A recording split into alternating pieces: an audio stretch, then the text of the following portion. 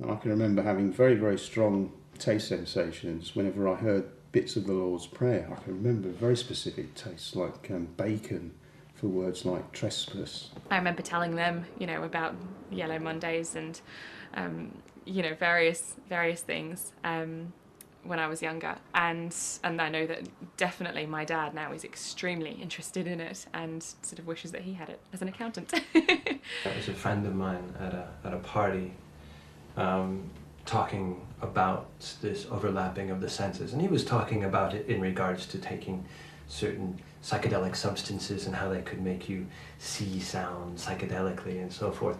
And I thought, well, that's not abnormal, that's something that is quite normal.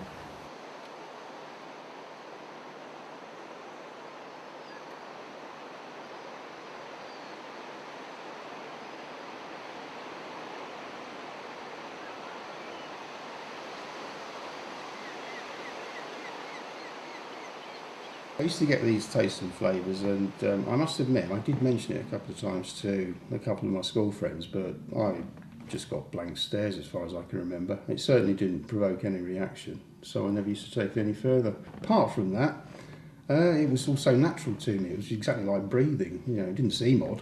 Well, synesthesia is an inherited condition with a neurological basis, which gives rise to merging of the senses. So for somebody with synesthesia, everyday activities like reading or listening to music or eating would give rise to unusual sensory experiences like colours or tastes.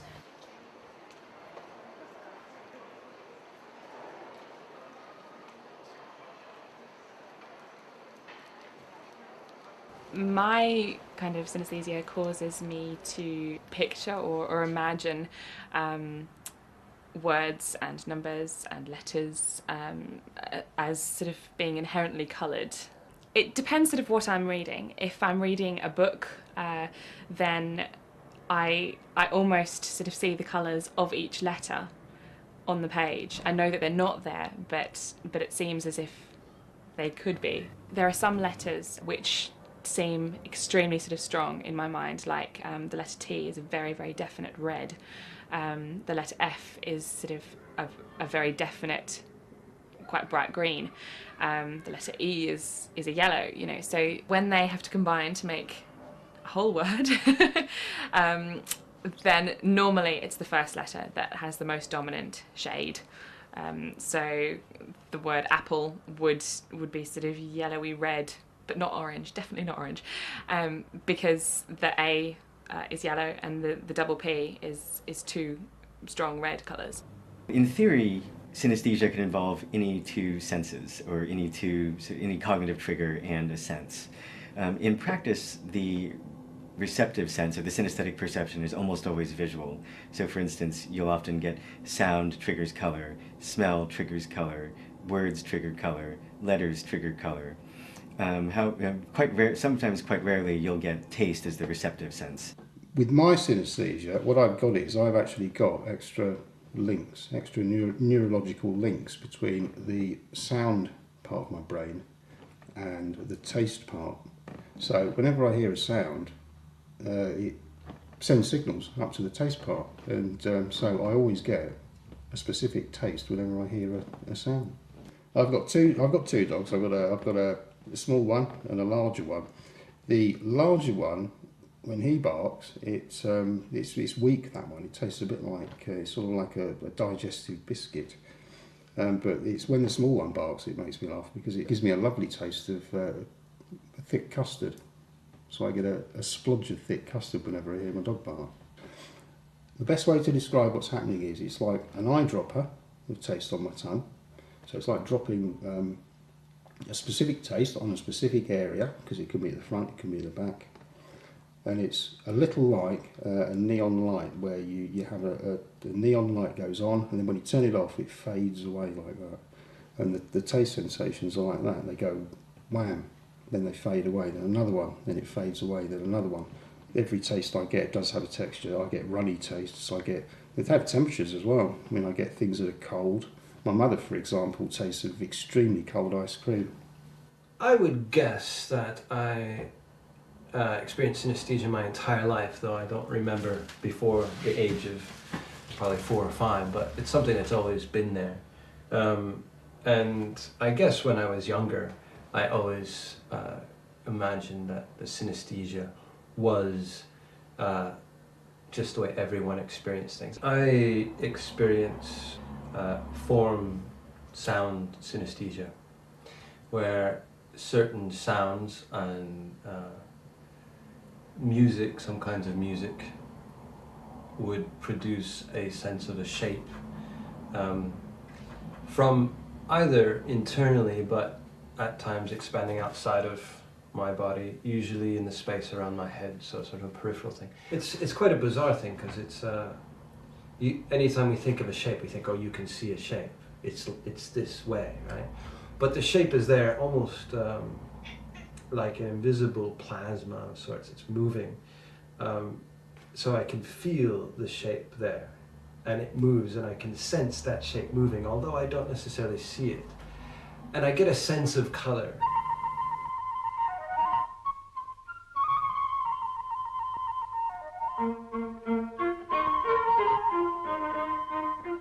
In effect, there's sort of two major theories about the origins of synesthesia.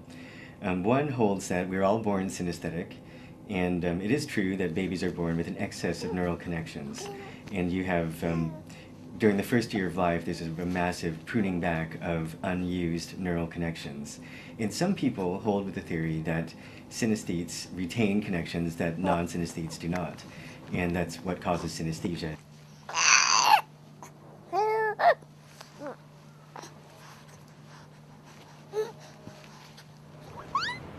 When you're born, you undergo a process called apoptosis, which is the gradual shrinking of the neural connections in the brain. So you start out as a baby with many more connections than you need, and as you get older, you work out what you're going to need from your environment. So, well, the classic example is that the Japanese can't tell the difference between R and L usually, because they don't hear that difference in their own language as babies. So they lose that neural connection which would allow them to distinguish between the two sounds. You undergo this process of apoptosis, and some people have argued that that is the point at which you lose the possible connections between different parts of your brain. So the argument is basically that all babies are synesthetic and they gradually lose it as they get older. The second theory is that these connections aren't just in synesthete. It's not a matter of you keep them or you don't, that we all have them, and it's a matter of them being disinhibited in synesthetes.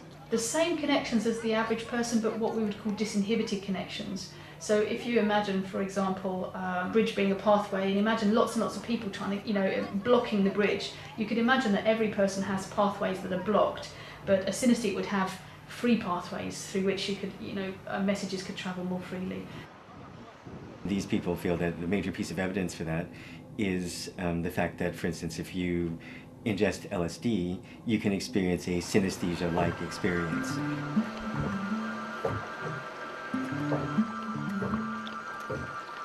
LSD can trigger synesthetic experiences, mescaline, a range of different substances that we would call, mind-altering.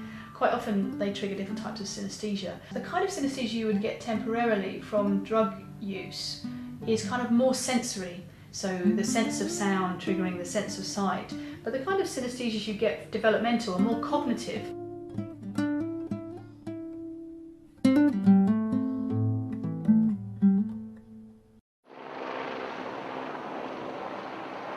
My personal take on it is that the two are not mutually exclusive, is that synesthetes may have more connections, but obviously synesthesia is derived from things which are common to all of us, as we can tell from looking at the patterns in synesthetic perception.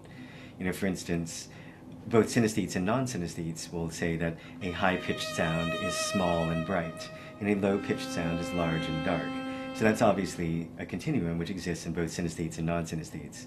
So I think that there may be something to the disinhibition theory, in that there is some disinhibition of some connections that exist in all of us, but there may also be extra connectivity. It's not as if it has to be one or the other. When I approach junctions, where there's lots of written information. I mean, if I start reading it, it's the same old problem. All I get is tastes. It confuses me. I mean, trying to understand where you are and then trying to work out where you've got to go with all the tastes and the fact that you're lost anyway, it's one thing too many for me. I mean, I get a funny one here, a bit like caramel and peanuts. It's totally bizarre. Colours of cars have tastes as well. Red is like stuff you get at the bottom of jam jars, that horrible gooey stuff. White, for some reason, gives me a taste of, quite strong taste of, a bit like, you know, that Marmite taste again, that savoury taste. I love blue cars because they give me a nice, what I think is a soothing, it's like ink. I don't know why ink could be soothing, but I find it very nice. It's not the actual taste, it's the strength of it that I find difficult to deal with. Some names are so strong they just stop me in my tracks. Others I like because they taste nice. Others taste horrible. I mean, I've got a friend who tastes like, the only way I can describe it is sweaty feet. It's a taste that I can only describe as being like eating what I'd imagine eating a sweaty foot would be like. People do notice when their name tastes horrible, because I can't hide it, because it's just an automatic reaction. It's a bit like sucking on a lemon, isn't it? I mean, you go, It happens all the time. There are words I'd rather people didn't use in my company, but I can't go around imposing rules like that. I'll tell you one word that I absolutely detest, and that's cook. Ooh. What does it taste like? Oh, those things. It's again, it's very strong. That's the point to make. It's very, very strong, but it tastes like. Ooh, you know when you get a pan, you get bits of crusty, burnt on. Oh, that's what it tastes. It tastes like the crusty, burnt on bits of a pan. Absolutely disgusting.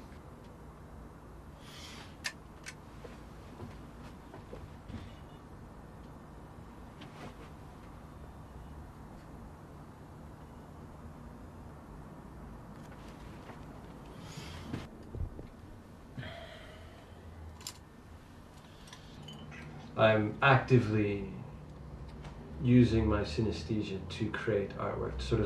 I'm observing this experience I have to create artwork.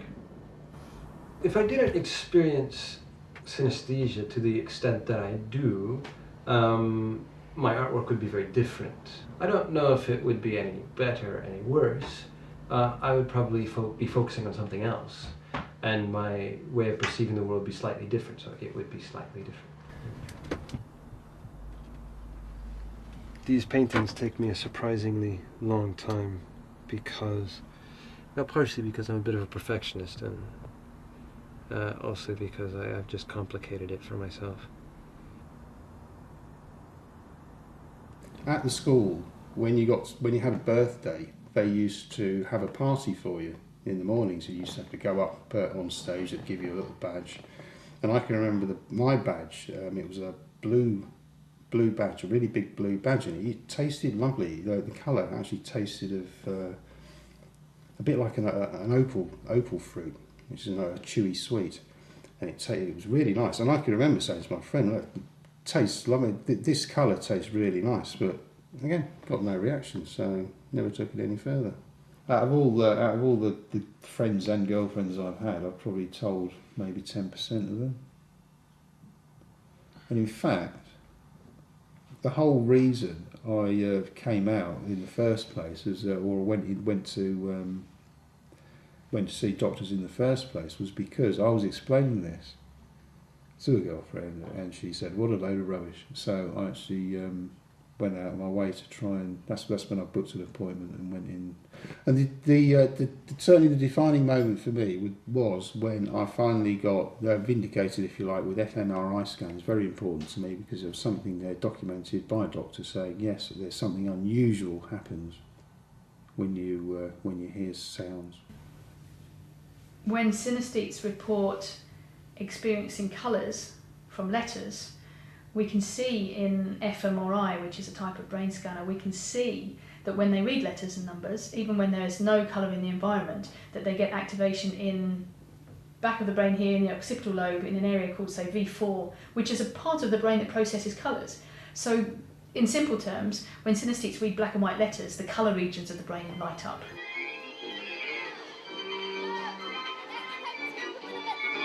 I used to think that when I was a child, perhaps it was something that I had been sort of exposed to that might have caused this association with a particular colour for a particular letter or word.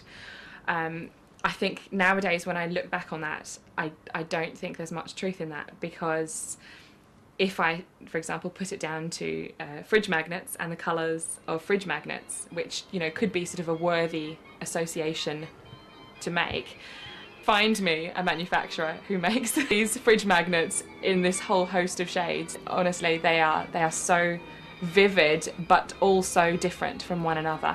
They're not just sort of generic colours at all.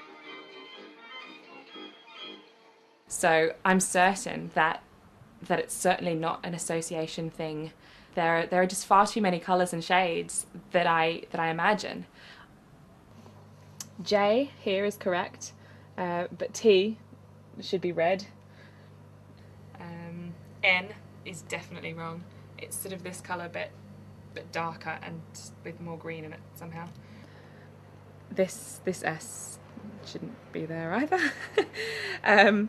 The numbers, I can't see very many coloured numbers. This one here is actually interesting because as a 6, that's correct. As a 9, it's wrong. And yet, here we go, that's perfect. That's the colour of 9, and that's the colour of 6. But the other way around, they're completely wrong. Synesthetes are governed quite often by very beautiful, complex mechanisms.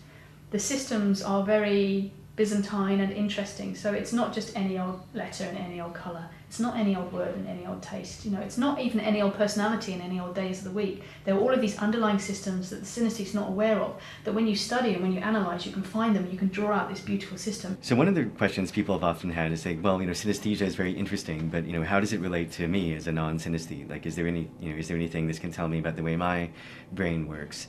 And the answer is yes, because there's ample evidence that synesthesia is based on principles which are common to all of us. So if we learn about how sort of cross-modal perception works, we're looking at something that's not just present in synesthetes, we're looking at something that's present in everybody. And that it can teach us more about how we perceive the world, and also about how consciousness, or at least the neural correlates of consciousness, work.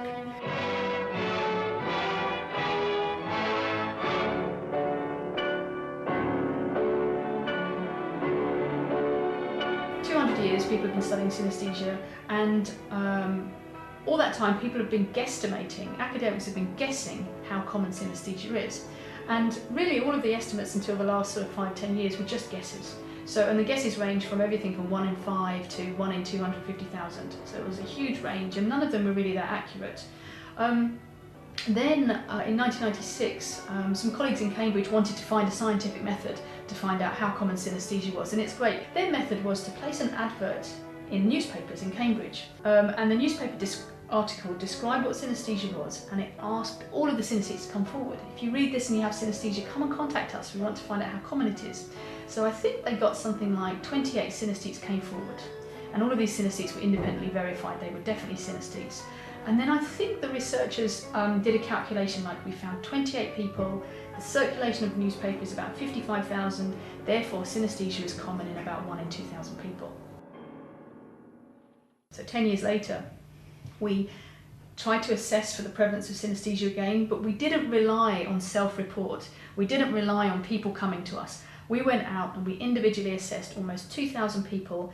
Every single person was individually assessed for synesthesia, and based on that slightly more robust methodology, we were able to find out that actually the prevalence of synesthesia is at least 1 in 23. It's about 4.4%. Often I'll start out with this wonderful little portable microphone. Or a good space to do any recording is in the kitchen.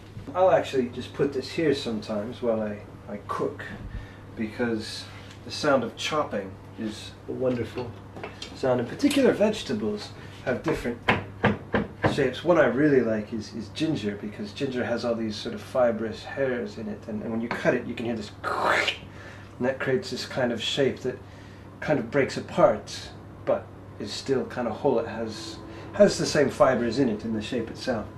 Another sound that I really like is the sound of the kettle. Little by little you can start to hear the water boiling, and that boiling is like this expanding, there's this sort of filament type sound at the beginning, like a stretching sound, and then it starts to expand and kind of fog a bit, and then building it kind of as it gets bigger and bigger. It almost disappears a bit because it's so big, but it's like an expanding fog, as I say. Another good sound is the pouring of wine, and the wine glasses themselves. Like these kind of chiming sounds. I'll also record different kinds of sort of musical sounds.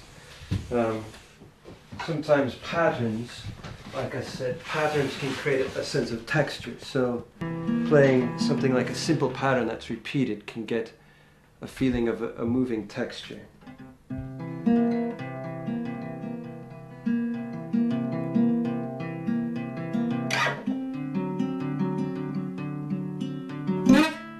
These kind of changing notes, the ones that you slide on a guitar or on a bass, are quite good because they change the shape of the object quite quickly. So you might have something that's like a round sort of sphere, and as it gets higher, it speeds up and gets smaller. So it speeds up, it moves away and gets smaller. So I record these things together, and then I will mix them on the computer. Let's see. What I will do is I'll take some of these sounds and put them into a sound editing. Let's see. So, for example, I've got those glasses. Because I'm focusing on the sound itself, the synesthesia is a bit amplified from the experience of actually dealing with the glasses and moving them about, because I'm thinking about the glasses, but now I'm just thinking about the sound and the sound of the clanging. But then after that I might add musical sound to it. Let's see.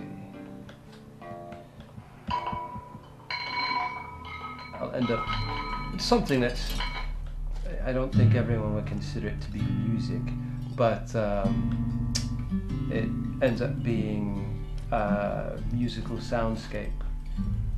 But while I'm creating these things and editing, I draw. So quite small pieces. So I take small pieces of paper, put them on the table where I'm editing the sound, and draw. For example, this would be a texture of sort of background sound created by some musical sounds, or maybe sort of atmospheric sound as well. This is more focusing on some of the shapes and their movements.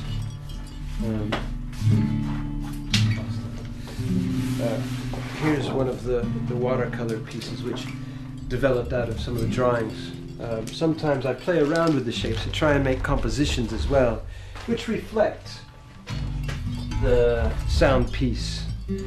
I'm not focusing, I'm not trying to do a scientific sort of anatomical drawing of these shapes. I'm trying to use my synesthetic experience, the experience of these shapes and the movement of these shapes to create compositions. But while I'm editing, I'm freely exploring and finding things about these sound compositions that are enjoyable, that I find beautiful. And with the drawings, I try to explore that space, and then with these watercolors, I try to think about pictorial composition.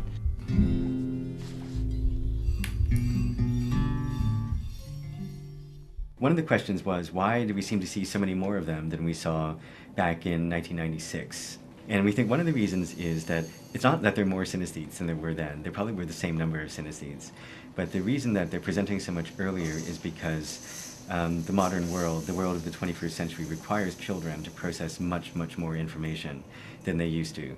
And a lot of that information is being presented in a visual way over things like the internet. One problem that I've been looking at is that children with synesthesia often have a bit of a jolt when they try to talk about it.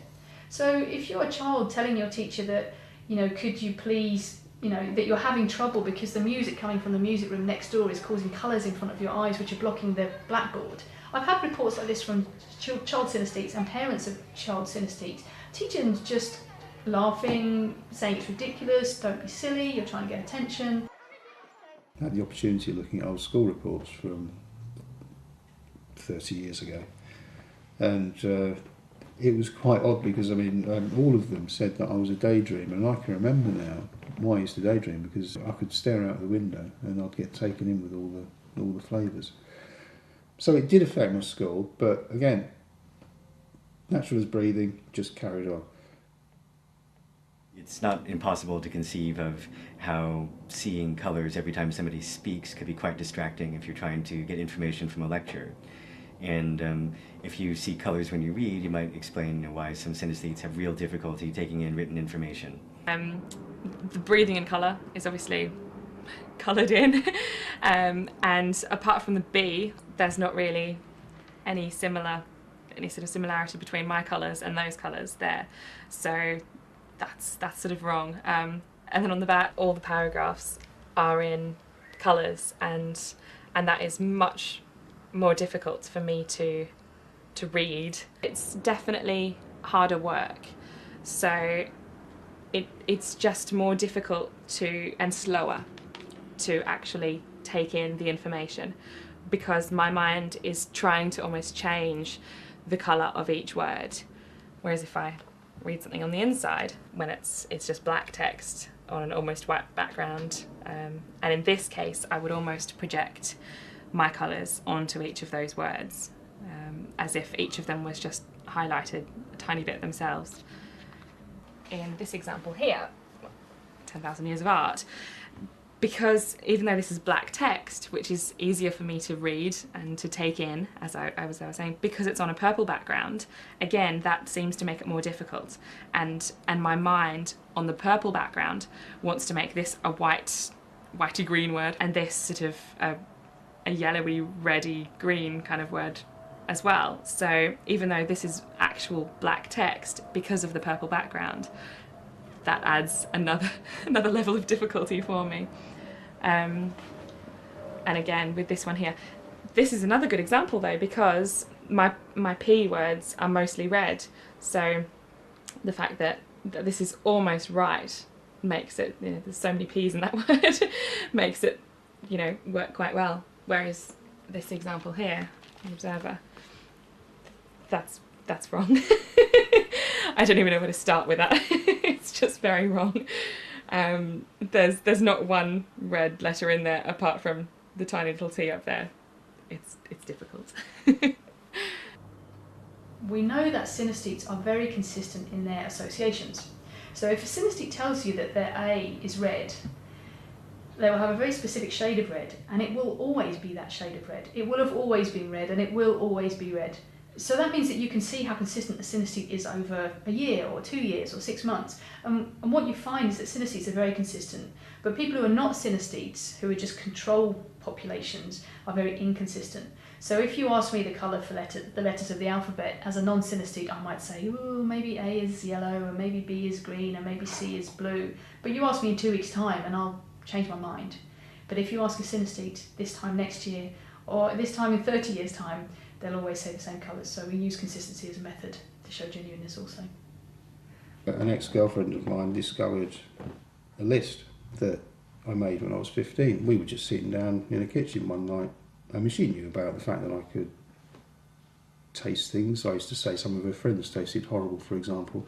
Anyway, one night, to amuse ourselves, we sat down and wrote them all down. And this was, 35 years ago. Funnily enough, it recently surfaced. And this big list came out. I sent it off to the university just to check on the consistency, and it's spot on. And that's after 35 years.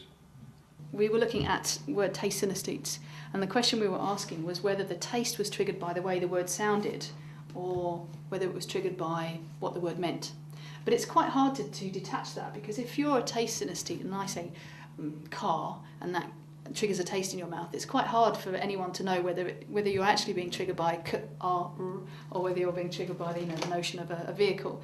So this study here is able to pull that apart. What it does is it places synesthetes in a tip of tongue state, and tip of tongue is the familiar experience that we all have when we're searching for a word. We know the word, we know what the meaning of the word is, but we temporarily can't find the sounds of the word. Okay. Cat. Unicorno. Ascia. You get them on a church, like in Notre Dame. So do you know what it is? Yes. Ben, you know the word. Yes, it's Do like you know with G-R. Exactly, you're in a tip of tongue state, so Yeah. you know it begins with a G. Yeah. Okay, so at the moment... There you go. Yeah, it's called a gargoyle in English. Yeah.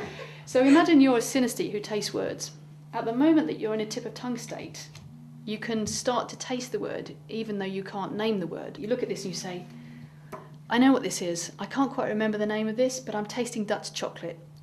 And so we know if you're tasting it without having activated any of the name of the word at all, we know that you must be triggered by the meaning of the word, because at the moment that you're in a tip of tongue state, it's the meaning that you have and you don't have the shape or the sound of the word yet. That can be problematical merely because some foods don't actually taste like they're called. I mean, I'll give you an example. If I see a plate of oysters, I get a very strong taste of chocolate. I don't get a taste of oysters at all. I know what oysters taste like, but I simply don't get it. I get a very strong taste of chocolate.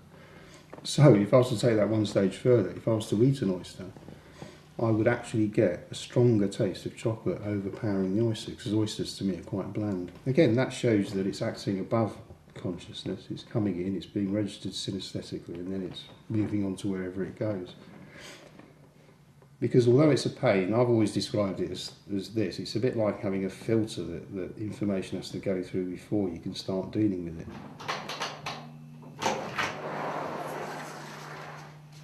Okay, come inside. Okay, so this is the software that we use to assess for cross-modal associations between touch and colour.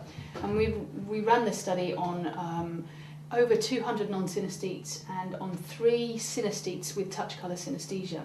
The aim of the test is to see what colours people associate with different types of texture and different types of shape and different types of hardness. So essentially we're asking whether there's any systematic touch-colour correspondence. So, okay, so it's based around this here.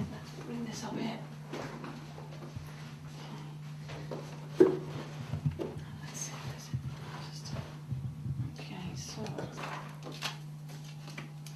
So the participant takes a seat and they place their hand through the blank out screen, and what they can't see is that there are an array of shapes behind the screen, and their task is to just touch the shapes one at a time. So here's a good example here, a bunch of textures and shapes. And all of the objects are given in a random order. And there are a series of objects. Some of the objects vary on their roughness, some of them vary on their roundness, and some of them vary on their hardness. So the synesthete sits here, puts their hand through, and one at a time they feel an object. And their task now is to choose a colour that seems to go best with the way this feels. It's about how it feels against your hand. So people would feel this object and then they would choose a colour. And the test moved through like this. You went on to the next item, and now you reach through again, and now you feel a different object. Maybe you feel this one here, and you think, well, maybe that feels a bit hard. Let's say that's a red colour, and it's very saturated and it's quite dark. And they move through the test in this way. And this is what we found. We found basically incredibly robust correlations. Now, if you are used to reading science graphs, these are particularly striking because the associations are so strong. But if I just translate them into English for you, we found that for non-synesthetes, smoother, softer and rounder shapes were lighter. And we also found that smoother and softer shapes were more saturated in their colour. And this is a very, very robust effect. So as things got incrementally smoother, they got incrementally lighter in colour. and as they got incrementally softer, they got incrementally lighter in colour. Very, very strong effects. So you expect that whenever you're doing a study with children and adults, that it will work very strongly for the adults and that it won't work for the children, just because of the nature of attention. We found the opposite. We found that not only could our children attend to this task, but that they were making these associations far stronger than the adults. So that's really interesting to us, because it tells us that some of these associations are not learned. It tells us that they're possibly inherited. The reason for this is that if you have a psychological process that's learned, quite often it's stronger in adults, because adults have had longer time on the earth, more time to learn. The learning is more ingrained, and so if it's a learning process, the adults show it more strongly. However, the fact that the children are showing it more strongly suggests it's not learned, and it suggests that it's somehow inherited and then dying out over time.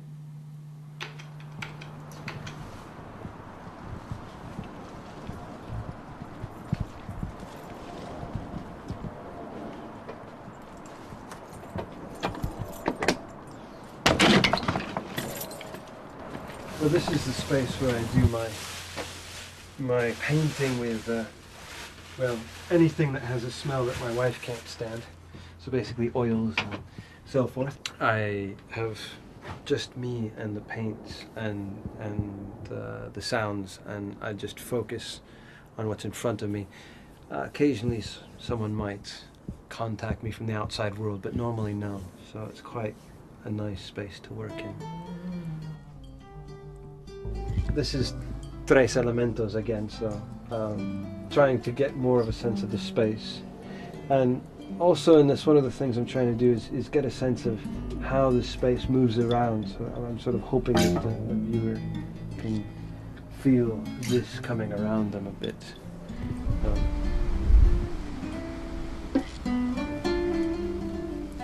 To sing.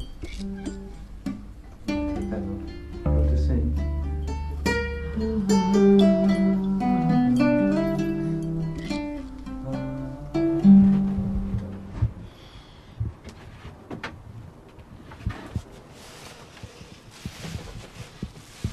This is again the one with the kettle and the cat. It's a bit darker here because later in that piece I added some deeper sounds and some more bass guitar, which added this sense. And in the drawings you don't get the full sense of the color because I'm not painting, I'm just using pen and pencil. So here I get more of a sense of sort of the color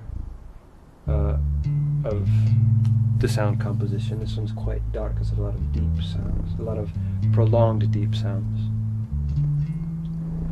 Interestingly, there have been a lot of studies recently regarding synesthesia and creativity, and from what I understand, the findings have revealed is that there's no difference in the level of creativity between a person who experiences a high level of synesthesia and someone who doesn't really experience synesthesia.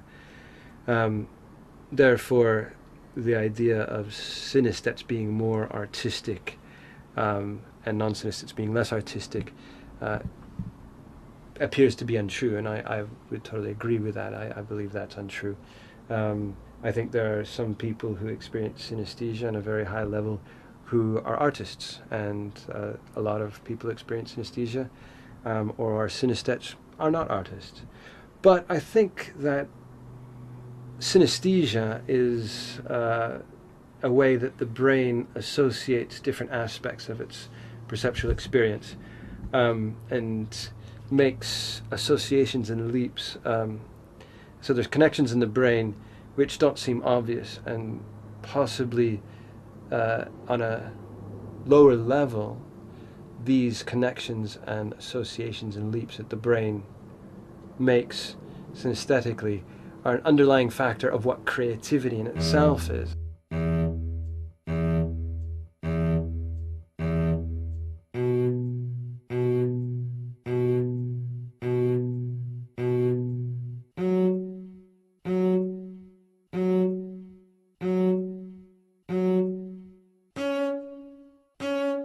An neuropsychologist Jamie Ward and an artist Samantha Moore have collaborated together, and they've shown a link between synesthesia and art appreciation in all people. So what they had was they had a group of visual synesthetes, so they played them sounds, they played them music, and the synesthetes described their experiences, and Samantha Moore, the artist, created a visual animation of their experiences. What was really interesting is that then they took the synesthetes away and they tested a group of non-synesthetes, a group of average people, and they showed them, they played the sound and they showed them the synesthetes representations, and they asked them to rate how much they liked that combination that as an artistic experience.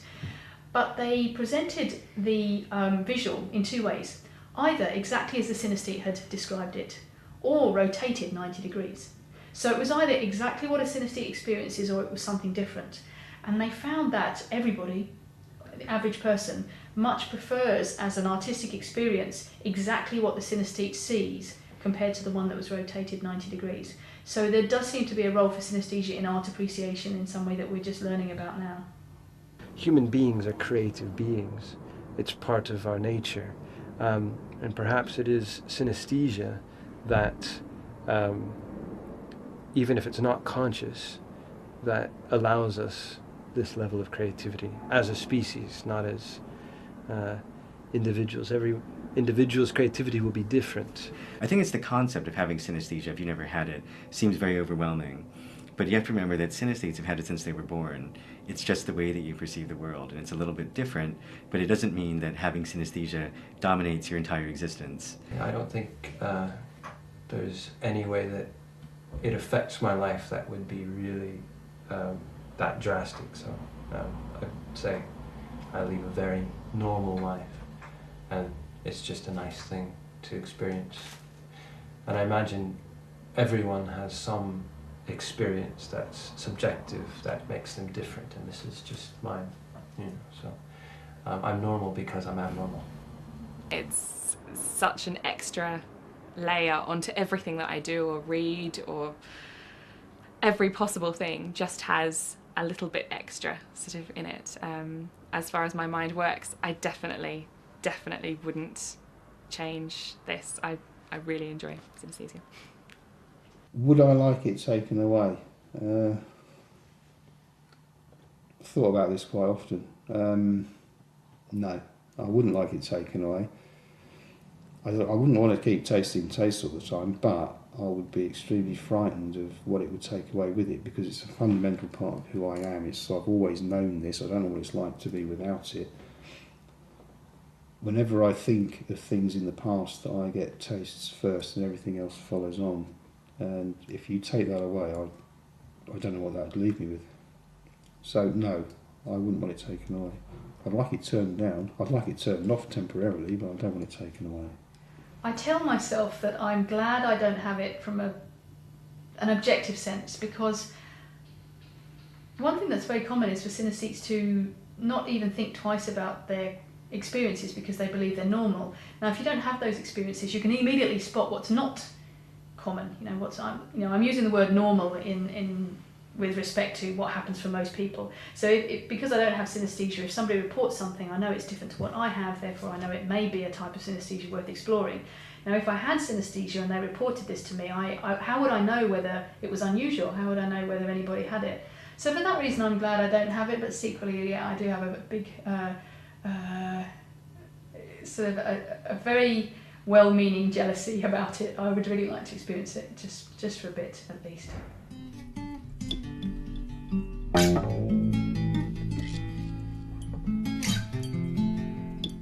With your name, for example, Alessandra, that's quite nice. It's nice for a number of reasons. Number one, the tastes aren't that bad. Number two, it's pretty mild, so I can look at you and not get overwhelmed by the taste of your name. And it tastes of an odd mix of something like a lettuce leaf, some sort of weird salad leaf with some plum tomatoes. Yeah, it's quite nice, though. What does Andres taste like? Whereas Andres, he tastes a bit similar to yourself, but he tastes purely of tinned plum tomatoes. Nice cold tinned plum tomatoes.